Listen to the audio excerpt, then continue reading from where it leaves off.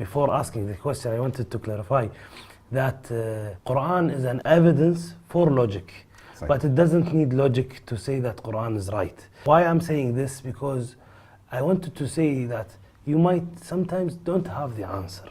Like when Prophet Muhammad ﷺ, when he was asked what is the best land on earth, he said, "La ادري." And as many ulama said that "La ادري" is a fatwa by itself. What if Dr. ذاكر faced a question that he didn't find an answer? I never saw you not having the right answer, or you didn't face difficult answering, let's say. What if one day you didn't have the answer? Would you say "La ادري"? The first point to be noted is that never judge Islam by looking at Dr. ذاكر. I always said my answer that if you want to judge Islam, look at the Quran and the Sahih Hadith. And the example I always give that if you want to judge how good the latest Mercedes car, that is SES 600 2017, how good is it? And if you put behind the steering wheel a person who doesn't know how to drive, and he has accident and he bangs up the car, who will you blame? The car or the driver? But naturally the driver. Yes. If you really want to know how good the car is, you have to look at the specification, at what are the safety measures, what is the pickup, what is the gear ratio, will it have an anti-braking lock system, and so on and so forth.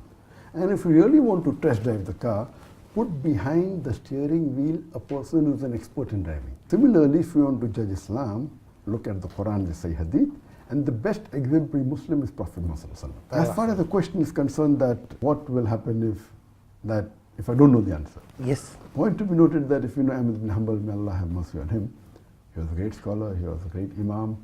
When about more than 40 questions were asked to him, he did not reply to most of them, only 2.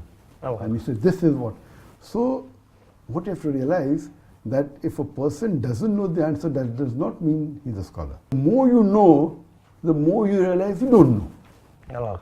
But you have to realize the difference between a faqih, or a person who gives fatwa, and a da'i.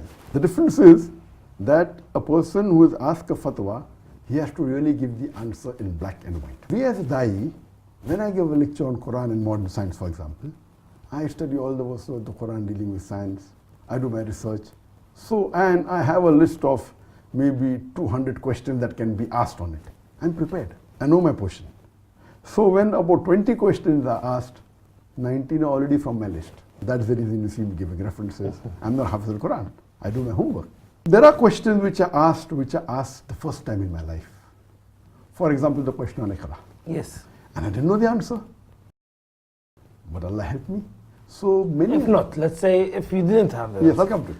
Good. I'll come. Because my homework is done, normally because I've seen most of the most common questions that can come from the Quran, Hadith. If I'm giving a talk on women's rights in Islam, I do research on women, all the verses I try and do my homework. Yet there have to be questions which are not known. Out of those questions which are not known, Alhamdulillah, most of the time Allah helps. There are certain questions that I've answered maybe 100 times and no one has counter questioned. And somebody counter questions it and I'm stuck. I'll give you one more example. Always give the famous answer if you know the answer, of course you'll be knowing, about the hijab. The two twin sisters are equally beautiful. One is wearing the Islamic hijab, the other the Western clothes, and they're walking down the streets. Who will a hooligan tease? A person wearing short skirt or a low neck? The answer is but natural person wearing the Western clothes. Now one lady in Dubai said, the man will tease the one wearing the hijab. And I said, why? Because you would like to see what is inside behind. And my daughter in the audience said, Khalas, now Abba is stuck. And no one. So there's one logic that is there. Many a times you agree with your opponent and use their force to put them down.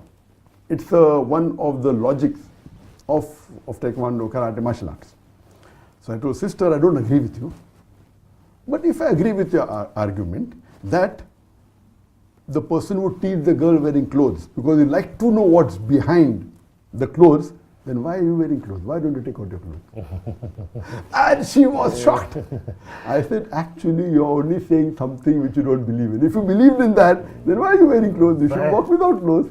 So sometimes we have to use mantiq and logic. Now coming to your question that, what if Dr. Zakir Naik doesn't know?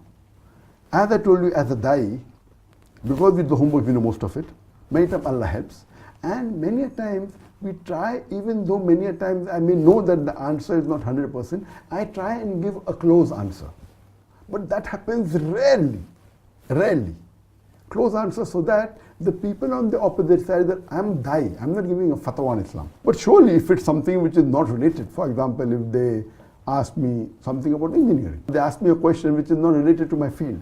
So I say that you call a heart specialist and you're asking him a question on common cold. So when sometimes people ask me questions which are unrelated, I make it a point to tell them that I am specialized in Islam and comparative religion. Don't ask me questions outside the field. And sometimes they may ask me questions in the field.